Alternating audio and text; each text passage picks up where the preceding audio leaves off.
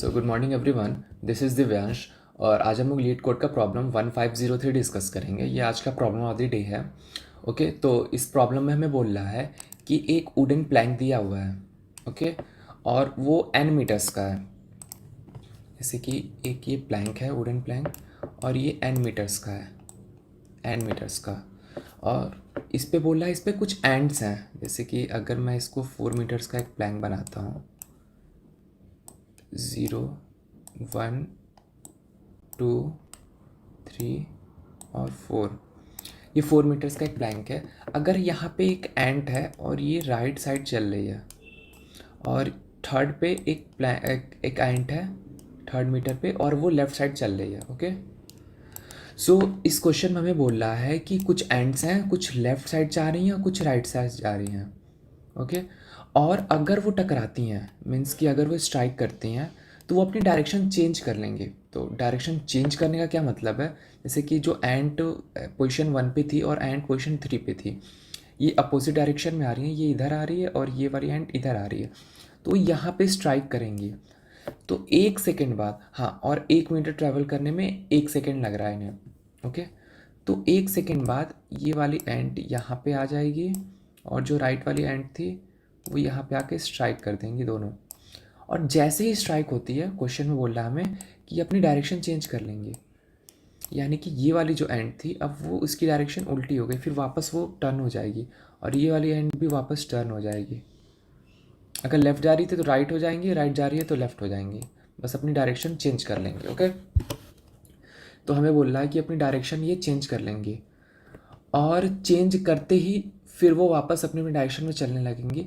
और अगर कोई एंट लेट्स से ये प्लैंक था, और अगर कोई एंट यहाँ पे है, इस पोजीशन पे है 3 मीटर्स पे, 1 सेकेंड बाद वो यहाँ पे आ जाएगी, और उसके जस्ट अगले सेकेंड पे वो नीचे गिर जाएगी। मीन्स कि प्लैंक का लेंथ सिर्फ इतना ही है, इसके बाउंड्री के बाहर अगर कोई एंट जाती है तो वो नीचे गिर जाएगी वुडन प्लैंक से। ओके, और हमें ये फाइंड करना है कि कितने टाइम के बाद सारी की सारी एंट्स नीचे गिर जाएंगी। ठीक है, तो इस क्वेश्चन में समझते हैं। पहले क्वेश्चन में हमें दिया है एक 4 मीटर का प्लैंक। ओके, 1, 2, 3, 4, और पूछ रहा है 4 एंड्स हैं, एक यहाँ पे है, और एक यहाँ पे, और एक यहाँ पे, और एक यहाँ पे। पूछ रहा है कितने सेकेंड बाद ये चारों के चारों नीचे गिर जाएंगी। ठीक है, तो 1 सेकेंड बाद का इमेज क्या होगा? 1 सेकेंड बाद का इमेज कुछ ऐसा होगा। 1 सेकेंड बाद ABCD एंट है, ये दोनों लेफ्ट साइड जा रही हैं, ये दोनों राइट साइड जा रही हैं। और 1 सेकेंड बाद क्या होगा? जो B और जो C था, वो अपनी डायरेक्शन वो स्ट्राइक कर जाएंगे, एक दूसरे से कोलाइड करेंगे और अपनी डायरेक्शन चेंज कर लेंगे। ओके, तो जो B था वो राइट साइड जा रहा था, लेकिन देखिए 1 सेकेंड बाद जो B है वो लेफ्ट साइड जाने लगा, और जो C था वो लेफ्ट साइड जा रहा था, 1 सेकेंड बाद वो राइट साइड जाने लगा, क्योंकि दोनों स्ट्राइक कर चुकी हैं अब। और अभी भी A और जो D है वो अभी स्ट्राइक नहीं की है। ठीक है, तो हम लोग वही चेक करेंगे अब स्ट्राइक करने के बाद फिर क्या पोजीशन है, और ऐसे ऐसे आप करते रहेंगे, तो at the end of T=4 they will both fall down. Okay, so हमें यही फाइंड करना है कितने सेकेंड बाद वो दोनों गिर जाएंगे। तो पहले तो आपको ये देख के कॉम्प्लिकेटेड बहुत लग रहा होगा कि हम सारे के सारे एंड्स के बीच में डिस्टेंस कैसे फाइंड करेंगे। बट अगर तुम लोग कई टेस्ट केसेस रन करोगे तो तुम लोग को देखने को मिलेगा कि ये क्वेश्चन बहुत ज़्यादा सिंपल है। मैं एक्सप्लेन करता हूँ क्यों। अब मैं एक क्वेश्चन से एक्सप्लेन करता हूँ। अगर हमारे पास एक प्लैंक है और ये मिडिल है प्लैंक का, और 4 लेंथ का ही ले लेते हैं। अगर कोई एक एंट यहाँ पे है, पहले बाहर ही लेते हैं। अगर कोई एंट एक्सट्रीम पोजीशन पे है और वो दोनों एक दूसरे के पास में आ रहे हैं, तो सबसे पहली बात तो मैं ये पूछूंगा कि कितने टाइम बाद वो दोनों स्ट्राइक करेंगे। कितने टाइम बाद वो दोनों स्ट्राइक करेंगे? तो जो ये और ये एंड थी, इन दोनों के मिडिल पे स्ट्राइक करेंगे। यानी कि इस एंड से मिडिल का जितना डिस्टेंस हुआ उतना ही टाइम बाद स्ट्राइक करेंगे।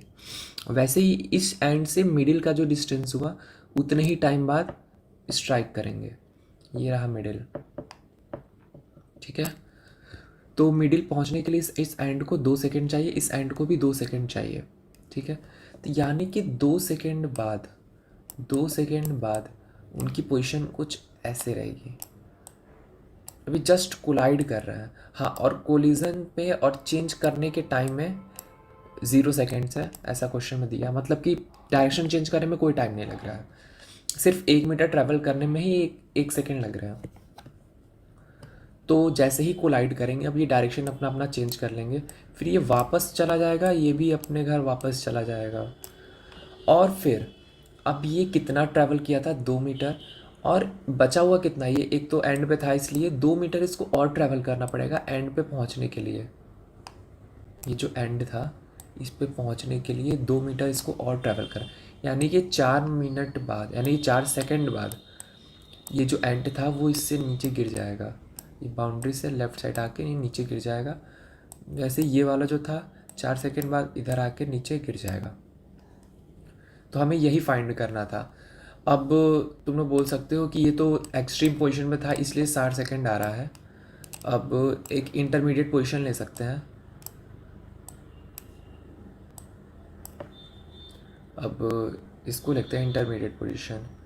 लेट्स से जो पहला एंड था वो यहाँ पे था और जो दूसरा एंड है वो मिडिल में है और अपोजिट में जा रहा है, ठीक है। दोनों मिलेंगे 1 सेकेंड बाद यहाँ पे, 1 सेकेंड बाद, और फिर अपनी अपनी डायरेक्शन चेंज कर लेंगे, ठीक है।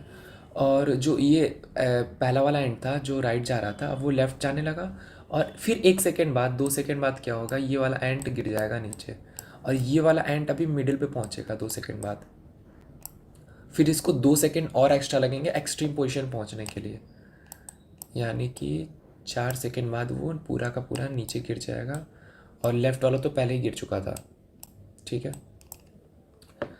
तो अगर ध्यान से हम लोग सारे टेस्ट केसेस अगर ऐसे रन करते हैं तो हमें एक इसमें पैटर्न देखने को मिलता है। ये बेसिकली एक पैटर्न का ही क्वेश्चन हुआ, और पैटर्न ये है कि जो भी एलिमेंट है, जैसे कि हमें 2 वेक्टर दिया है लेफ़्ट और राइट का, अगर हम लोग ध्यान से इसे देखते हैं तो पहला दिया था 4 और 3 और सेकंड दिया है 0 और 1।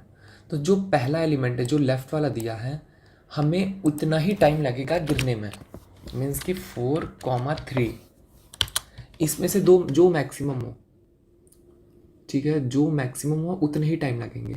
और राइट वाले जो हैं, अब जो कि एक को हमें टर्न भी करना है, यानी कि अगर जब स्ट्राइक करता है तो दोनों का डायरेक्शन हमें चेंज करना है। जैसे कि यहाँ पे बी और सी स्ट्राइक किया तो डायरेक्शन चेंज करना है, सॉरी। तो डायरेक्शन चेंज करने की वजह से हमें n माइनस राइट वाले एलिमेंट्स लेने पड़ेंगे, यानी कि 4 - 3 हो गया लेफ़्ट के लिए, और राइट के लिए हुआ 4 - 0 यानी कि 4, और 4 - 1 यानी कि 3। यानी कि पहले एलिमेंट को, पहले एंड को 4 टाइम लगेगा गिरने में, दूसरे को 3, तीसरे को 4 टाइम और चौथे को भी 3 टाइम्स। सो बेसिकली हमें मैक्सिमम लेना है लेफ़्ट और राइट में से। सो अगर हम लोग सोल्यूशन देखेंगे तो सोल्यूशन कुछ इस तरह है।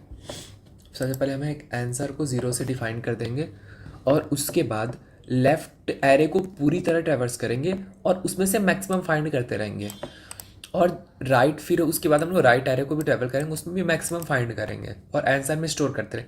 लेकिन ये जो मैक्सिमम रहेगा ये n माइनस जो एरे ऑफ आई रहेगा, यानी कि राइट ऑफ आई, यानी कि जो राइट वाला एरे है उसमें से हम लोग n माइनस वो एलिमेंट लेंगे और लेफ्ट वाले में से डायरेक्ट वो एलिमेंट को ही मैक्सिमम ले लेंगे, और जो फाइनल मैक्सिमम रहेगा वो हम लोग रिटर्न कर देंगे। सो ये था आज का लीड कोड का problem of the day, problem 1503। और इस चैनल पे डेली की daily problem of the day discuss किया जाता है लीड कोड का और गिग्स फॉर गिग्स का। So please connected to this channel for more such good content, and please अपने सारे दोस्तों को शेयर करें और उन्हें भी बताएं कि इस चैनल पे problem of the day daily discuss किया जाता है। और आप सॉल्व करने की कोशिश करें। अगर आपसे नहीं होता है तो आप डेफिनेटली इस सोल्यूशन को चेक करें। So thanks for watching, stay connected.